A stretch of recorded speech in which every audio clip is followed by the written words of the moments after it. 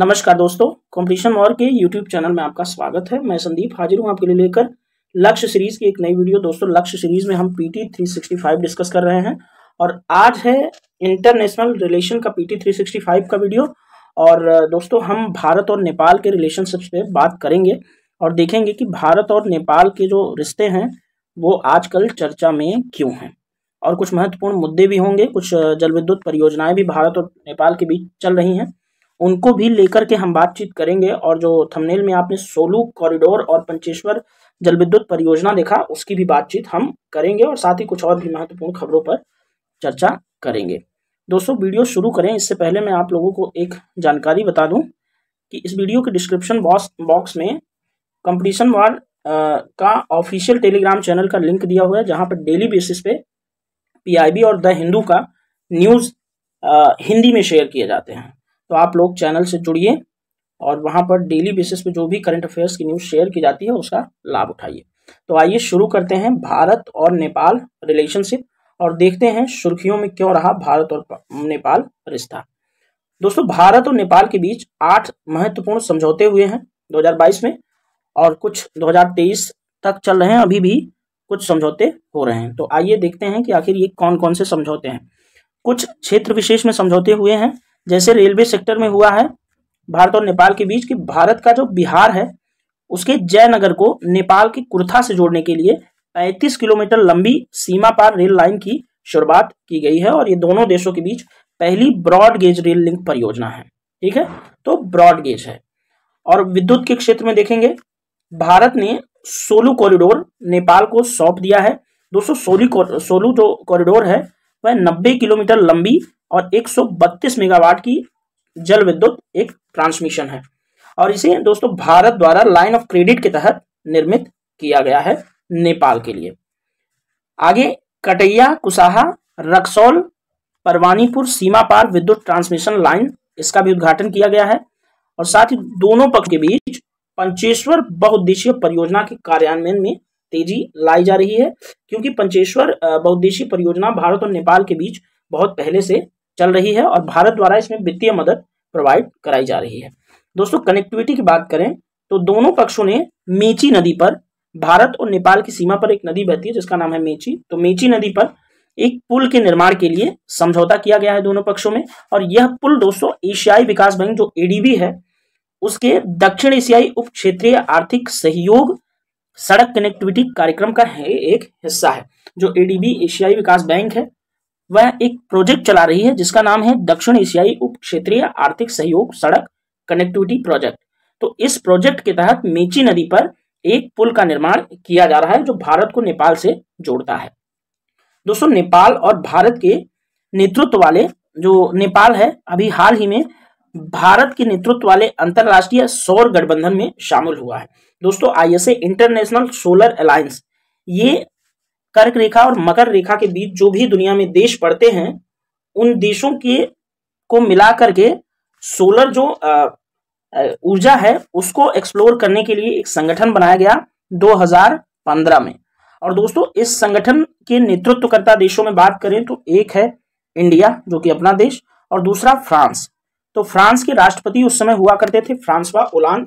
तो François Hollande और भारतीय प्रधानमंत्री नरेंद्र मोदी द्वारा उन्हीं के नेतृत्व में ये पहल चलाई गई थी। और 2015 में जब पेरिस में COP21 जलवायु परिवर्तन सम्मेलन हो रहा था, उसी दौरान यह अंतरराष्ट्रीय सोलर अलायंस प्रकाश में आया था।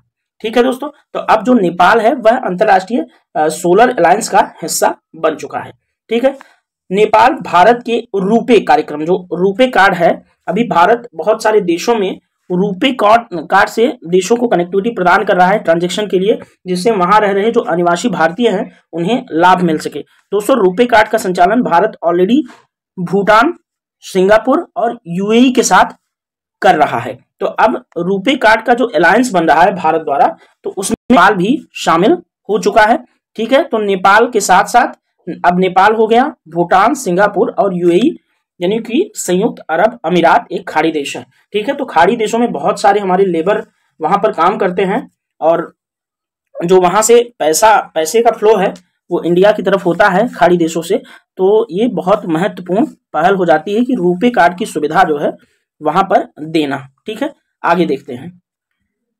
अन्य हालिया घटनाक्रम की बात करें तो अंतरराष्ट्रीय बौद्ध संस्कृति एवं विरासत केंद्र को लेकर के भारतीय प्रधानमंत्री ने नेपाल के लुम्बिनी में, जहां महात्मा बुद्ध का जन्मस्थल है लुम्बिनी, वहां पर भारत अंतरराष्ट्रीय बौद्ध संस्कृति एवं विरासत केंद्र की आधारशिला रखा है भारत ने, जो कि अंतरराष्ट्रीय बौद्ध संस्कृति एवं विरासत केंद्र होगा।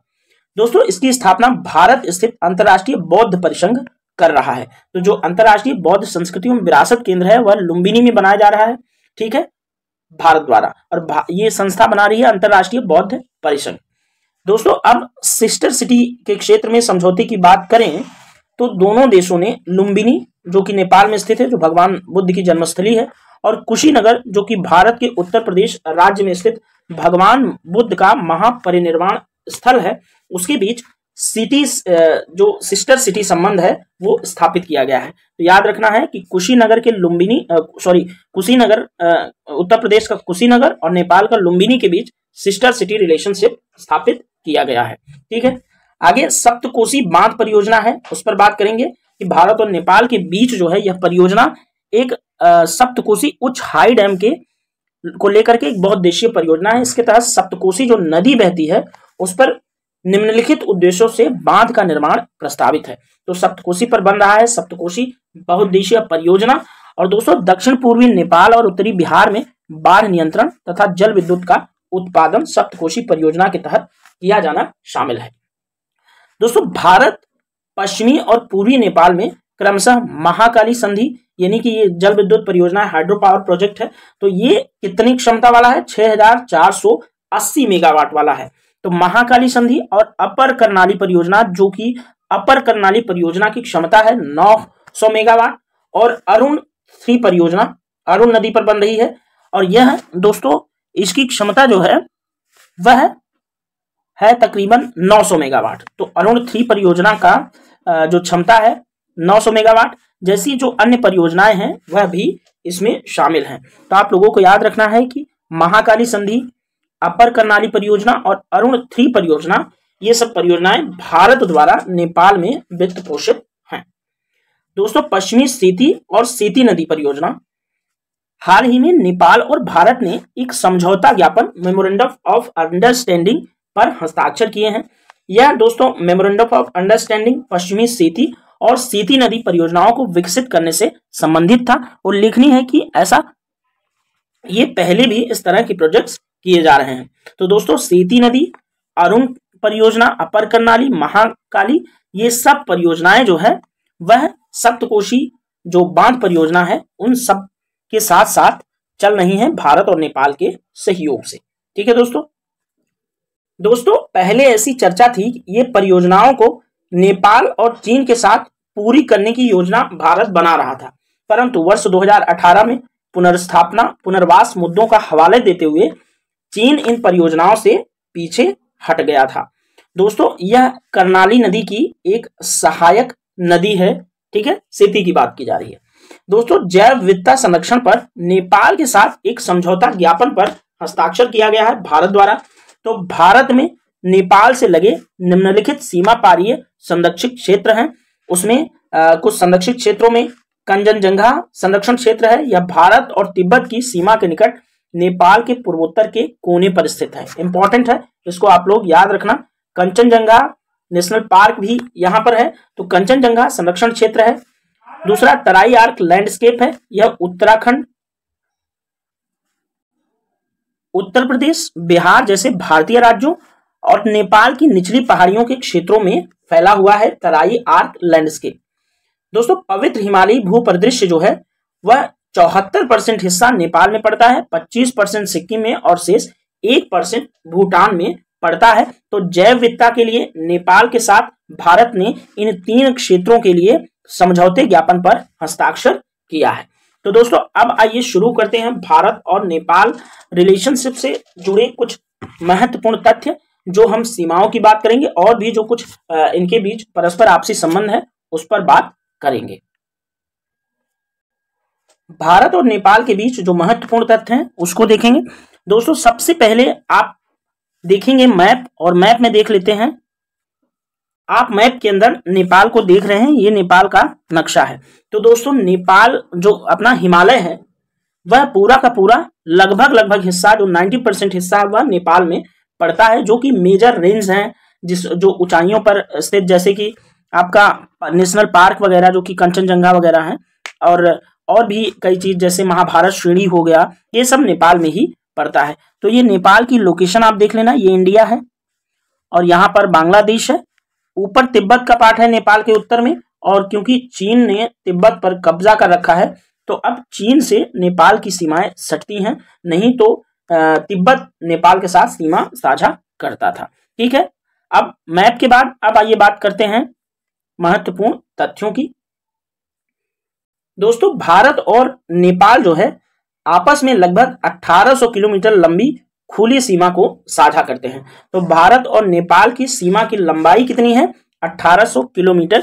ये सेक्शन इंपॉर्टेंट है, आप लोग याद रखना। दोस्तों यह सीमा जो है भारत के पश्चिम बंगाल, उत्तर प्रदेश, उत्तराखंड, बिहार और सिक्किम राज्यों के साथ लगती है। तो जो भारत की नेपाल के साथ सीमा लगती है वह किन किन भारतीय राज्यों से लगती है, ये चीज आप याद रखना। इसमें 1800 किलोमीटर लंबी सीमा है, वह भारत के पूर्व में स्थित राज्य पश्चिम बंगाल, उत्तर प्रदेश, उत्तराखंड, बिहार और सिक्किम के साथ लगती है। तो एग्जाम में कई बार पूछा जाता है कि आखिर उत्तर प्रदेश, जैसे आप यूपी पीसीएस की परीक्षा दे रहे होंगे तो कई बार पूछ लेगा कि उत्तर प्रदेश के कौन कौन से जिले नेपाल की सीमा से लगते हैं। तो आप कमेंट बॉक्स में बताएंगे कि नेपाल से उत्तर प्रदेश के कौन कौन जिले टच होते हैं, कौन कौन जिले बाउंड्री बनाते हैं। तो इस तरह का क्वेश्चंस आपसे एग्जाम में पूछे जाते हैं, और भारतीय राज्यों के बारे में भी पूछ लेता है कि और कौन कौन से भारतीय राज्य हैं जो कि नेपाल की सीमा के साथ सीमा साझा करते हैं। तो आपको याद रखना है कि पश्चिम बंगाल, उत्तर प्रदेश, उत्तराखंड, बिहार और सिक्किम जो है वह नेपाल के साथ सीमा साझा करते हैं। दोस्तों 1950 में नेपाल भारत शांति और मित्रता संधि की गई थी। यह संधि भारत नेपाल के बीच विशेष संबंधों की आधारशिला रखती है। दोस्तों भारत में लगभग 80 लाख नेपाली नागरिक रहते हैं और ये सभी संधि के प्रावधानों के अनुसार भारतीय नागरिकों के समान ही सुविधाओं और अवसरों का लाभ उठाते हैं। तो भारत और नेपाल के बीच जो 1950 में भारत नेपाल शांति और मित्रता संधि की गई, उसमें प्रावधान किया गया कि नेपाल के जो नागरिक हैं वे भारतीय राज्य में रहकर, यानी कि भारत में रहकर भारतीय नागरिकों के तरह की ही सुविधाओं का इस्तेमाल करेंगे, लाभ उठाएंगे। दोस्तों भारत जो है वह नेपाल का सबसे बड़ा व्यापार साझेदार देश है, और दोनों देशों के बीच अगर बायलैटरल ट्रेड की बात करें तो लगभग $7 बिलियन से भी अधिक मूल्य का बायलैटरल ट्रेड यानी कि द्विपक्षीय व्यापार होता है। ठीक है दोस्तों, भारत द्वारा नेपाल की सेना की आधुनिकीकरण में सहायता किया जा रहा है। तो जो भारत है वह नेपाल की जो सेना है उसका मॉडर्नाइजेशन करने में मदद कर रहा है, और साथ ही दोनों देशों के मध्य संयुक्त सैन्य अभ्यास सूर्य किरण के नाम से आयोजित किया जाता है। तो सूर्य किरण सैन्य अभ्यास किसके किसके बीच होता है? आप लोग याद रखना कि सूर्य किरण सैन्य अभ्यास भारत और नेपाल के बीच होता है। दोस्तों ऊर्जा क्षेत्र में भी भारत और नेपाल महत्वपूर्ण सहयोग करते हैं। तो दोनों देशों के बीच 1971 में विद्युत विनिमय समझौता संपन्न हुआ था, और इस समझौते का जो उद्देश्य था वह सीमावर्ती क्षेत्रों में विद्युत आवश्यकताओं को पूरा करने पर था। और इसी समझौते के तहत भारत द्वारा विभिन्न जो परियोजनाएं हैं, जल विद्युत परियोजनाएं हैं, उसमें वित्तीय सहयोग दिया जा रहा है। तो नेपाल के में जो भी परियोजनाएं, चाहे अरुण हो, महाकोशी हो, जो भी परियोजनाएं चल रही हैं उनमें लगभग जो वित्त पोषण होता है वो भारत ही करता है, और टेक्निकल सपोर्ट भी भारत के द्वारा ही प्रोवाइड कराया जाता है। दोस्तों भारत ने दक्षिण एशिया की पहली सीमा पारी पेट्रोलियम उत्पाद पाइपलाइन का निर्माण और वित्त पोषण किया है। यह पाइपलाइन भारत के मोतिहारी जिला किस राज्य का जिला है आप लोग बताएंगे? मोतिहारी है दोस्तों बिहार का जिला। तो भारत के मोतिहारी जिले को नेपाल के अमलेखगंज से जोड़ती है। तो आप याद रखना कि भारत ने दक्षिण एशिया की पहली सीमा पारीय पेट्रोलियम पाइपलाइन का निर्माण किया है। तो यह जो दक्षिण एशिया की पहली जो सीमा पारीय पेट्रोलियम पाइपलाइन है वह भारत और नेपाल के बीच है, और भारत के मोतिहारी डिस्ट्रिक्ट और नेपाल के अमलेखगंज को जोड़ती है। दोस्तों स्वामी विवेकानंद भारतीय सांस्कृतिक केंद्र की स्थापना तमिलनाडु में की गई है। नेपाल में उत्कृष्ट भारतीय संस्कृतियों को प्रदर्शित करने के लिए यह स्वामी विवेकानंद भारतीय सांस्कृतिक केंद्र की स्थापना की गई है। और नेपाल की राजधानी क्या है? आप लोग जानते हैं कि काठमांडू नेपाल की राजधानी है। तो यहाँ पर स्वामी विवेकानंद भारतीय सांस्कृतिक केंद्र की स्थापना की गई है। दोस्तों भारत और नेपाल के बीच BBIN बिम्स्टेक कूटनिरपेक्ष आंदोलन यानी कि NAM non aligned movement, SAARC जैसे बहुपक्षीय मंचों पर आपस में सहयोग करते हैं। तो भारत और नेपाल सम्मिलित रूप से BBIN बिम्स्टेक गुटनिरपेक्षता आंदोलन, सार्क और भी बहुपक्षीय जो मंच हैं उनमें सदस्य देश की भूमिका निभाते हैं। दोस्तों सीमा विवाद की अगर बात करें भारत और नेपाल के बीच, तो काला पानी को लेकर के भारत और नेपाल के बीच होता है विवाद। तो जो काला पानी क्षेत्र है वह नेपाल, चीन और भारत के ट्राई जंक्शन पर स्थित है। जो काला पानी क्षेत्र है वह भारत, नेपाल और चीन के ट्राई जंक्शन पर स्थित है और वर्तमान में यह भारत के नियंत्रण में है काला पानी क्षेत्र, लेकिन ऐतिहासिक तथा मानचित्रण कारकों के आधार पर नेपाल इसे अपना राज्य क्षेत्र बताता है। तो काला पानी जो विवाद है वह किस किस के बीच है? आप लोग याद रखना कि भारत नेपाल के बीच ये विवादित क्षेत्र है, लेकिन यह ट्राई जंक्शन पर है जिसमें चीन भी एक महत्वपूर्ण देश की भूमिका निभाता है। तो दोस्तों इतनी चर्चा आज काफी है भारत और नेपाल के रिलेशनशिप को लेकर के। और दोस्तों हमने साल भर की जितनी भी महत्वपूर्ण चर्चा हो सकती थी और जो परीक्षा के पॉइंट ऑफ व्यू से इंपॉर्टेंट हो सकती थी उसकी हमने विस्तार से चर्चा की। और दोस्तों अब इस वीडियो में इतना ही भारत और नेपाल को लेकर के। लेकिन अगर आगे कोई अपडेट एग्जाम तक आती है या भविष्य में जो भी अपडेट आती है भारत और नेपाल के रिलेशनशिप्स को लेकर के, उसको हम आपके साथ वीडियो के माध्यम से शेयर करते रहेंगे। तो दोस्तों कैसा लग रहा है आपको वीडियो? आप लोग कमेंट बॉक्स में जरूर बताया करिए, पूरा वीडियो देखा करिए, क्योंकि वीडियो को अगर पूरा नहीं देखेंगे तो आप लोग किसी भी मुद्दे को अच्छे तरह से समझ नहीं पाएंगे। और दोस्तों भारत और नेपाल के रिलेशन की ट्रेडिशनल चीजें अगर देखनी है कि कहाँ से रिलेशन शुरू होता है, या भारत में नेपाल में राजनीतिक उठापटक कैसी चलती है, आखिर नेपाल में कौन कौन से राजनीतिक दल समय समय पर सत्ता में आते रहते हैं, इन सब चीजों को जानना है तो वीडियो के डिस्क्रिप्शन में एक वीडियो का लिंक दिया हुआ है जो कि NCERT की एक पुस्तक है समकालीन विश्व राजनीति, जो कि मेरे द्वारा बहुत पहले इस चैनल पर अपलोड की जा चुकी है। मैंने उसमें बहुत अच्छे तरीके से बहुत सारे देशों के साथ भारत के रिलेशनशिप्स को एक्सप्लेन किया हुआ है।